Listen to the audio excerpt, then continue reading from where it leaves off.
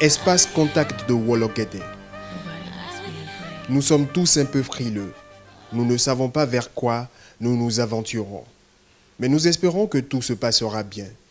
Malheureusement, ce que nous redoutions tous arriva.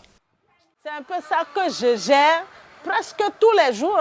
Quand les moments viennent, un jour c'est bon, un autre jour ça ne va pas.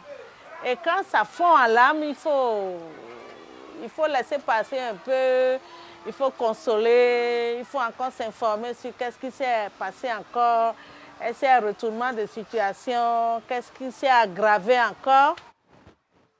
Maman Myriane, un mot. Si quelqu'un doit dire, je vais continuer à soutenir la maman de Myriane, qu'est-ce que tu peux lui dire? Oui, tu lui dis merci. D'abord, Maintenant, qu'est-ce qu'il peut faire concrètement pour continuer à aider Myriane dans tout ce que tu lui fais? Que Dieu te bénisse pour tout ce que tu lui fais. D'accord?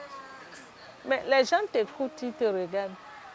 Cette femme qui console la maman de Myriane, c'est Marie-Louise, une femme d'exception, qui consacre sa vie au service de ses mamans pas comme les autres. C'est suivant le mouvement lancé par l'OMS, la décennie lancée par l'OMS, en 7 ans plus tôt, qui a fait que le ministère, à 3 ans de la fin de cette décennie, a lancé son programme RBC au Bénin. Bon, les 2 premières années, ça a très marché parce que c'était subventionné un peu de l'étranger, soutenu un peu partout. Mais quand le programme a été reversé à 100%, je vais dire, au ministère de la Famille, le ministère n'a pas les moyens de sa politique. C'est ça qui fait. Sinon, moi, je trouve que c'est un programme très bien organisé, mais c'est les moyens qui manquent en ressources humaines et en ressources financières. Pour la seconder dans cette lourde tâche de la prise en charge du handicap, Florence, l'orthophoniste. Sous ses doigts experts, Myriane et sa maman retrouvent le sourire à notre grand soulagement. Au fil des années, nous avons de bons résultats. C'est un travail de longue haleine qui prend du temps, mais le miracle s'opère progressivement grâce à Dieu et grâce à nos soins. Nous, nos séances de rééducation sont à 5 000 francs, les consultations sont à 15 000 avec le bilan. Et quand c'est les séances à longue haleine, on les ramène à 3 000 par séance. Et par semaine, nous sommes normalement à 2 séances par semaine, donc par mois. Ça nous fait 8 séances par mois. Donc, disons, évalué à 3 fois 8, 24 000 francs CFA. Aujourd'hui, très peu d'enfants ont accès à ce genre de soins, mais nous sollicitons, nous demandons aux parents, à toutes les aides possibles, de faciliter l'accès à l'orthophonie à tous les autres enfants aussi.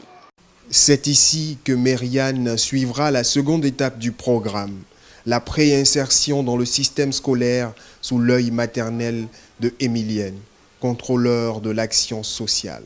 On inscrit les enfants à l'orthophonie. C'est l'orthophoniste qui nous donne des consignes à suivre pour continuer avec les enfants. On utilise les cahiers de coloriage, de graphisme, les crayons de couleur, des pâtes à modeler, des perles pour travailler un peu l'appréhension avec les enfants. Les parents ne savent pas que l'enfant qui a été réanimé à la naissance, il faut l'aider à s'asseoir, il faut lui donner des jouets, il faut l'aider à tout moment. La pauvreté fait que ces enfants restent soit cachés pendant des années ou ils restent cachés simplement. Et quand l'économie des parents, ça va finir, les parents, malgré ça, c'est contre leur propre volonté, ils abandonnent ces enfants dans l'arrière-cour. Ça coûte très cher, ça coûte vraiment très cher, puisqu'il y a les médicaments à prendre, plusieurs médicaments à prendre par jour. Il y a le manger aussi, ce manger aussi qui coûte très très cher pour nous. C'est une belle initiative lancée par l'OMS en ce moment, mais qui demande énormément de moyens d'investissement. Par enfant, d'abord les déplacements de la maman qui doit venir, et les soins en pédiatrie, les soins en neurologie, etc., etc. Ça fait en moyenne 52 000 à 82 000 tous les mois. J'étais secrétaire, je travaillais, secrétaire de direction, je travaillais. Mais depuis qu'on a constaté que ça ne va pas, j'étais obligée de démissionner. La maman, c'était une coiffeuse.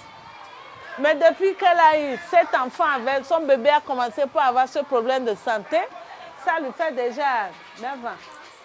Ça lui fait déjà 7 ans que pratiquement son atelier n'existe plus. C'est mon enfant chéri. Il est mon enfant, il est mon mari, il est tout pour moi. Les 3/4 de ces femmes ont été abandonnées par leur mari à la naissance de leur enfant handicapé. C'est le cas de la maman de Mériane, qui se bat seule, sans argent et sans travail, pour élever sa fille. Nous sommes repartis le cœur gros, impuissants à leur venir en aide, si ce n'est pour apporter notre témoignage que ces femmes si dignes et si braves ont vraiment besoin d'aide.